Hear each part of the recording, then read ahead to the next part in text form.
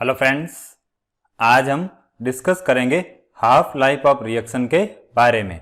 देखिए, किसी भी केमिकल रिएक्शन की बात करें तो वो किस रेट पर प्रोसीड हो रही है, इसको डिटरमाइन करने के लिए हम एक पैरामीटर यूज करते हैं जिसको हाफ लाइफ कहते हैं। देखिए, कई सारी रिएक्शंस ऐसी होती हैं जिनको कंप्लीट होने में बहुत टाइम लग जाता है। तो इस तरह की केमिकल रिएक्शंस की रेट को डिटरमाइन करने के लिए हम हाफ लाइफ का यूज करते हैं।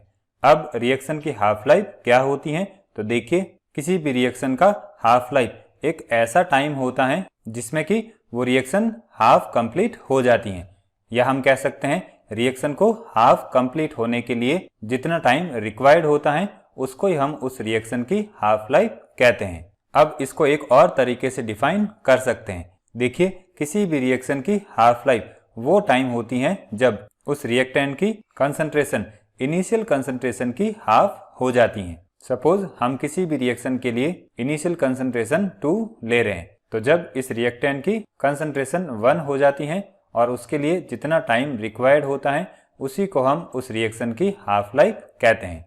अब जीरो ऑर्डर रिएक्शन के लिए हाफ लाइफ की वैल्यू कितनी होती है, तो इसके लिए हम जीरो ऑर्डर रिएक्शन की रेट कांस्टेंट की इक्वेशन यूज करेंगे। अब हम हाफ लाइफ की बात कर रहे हैं, तो हाफ लाइफ पर जो रिएक्टेंट की कंसंट्रेशन होगी वो इनिशियल कंसंट्रेशन की हाफ हो जाएगी।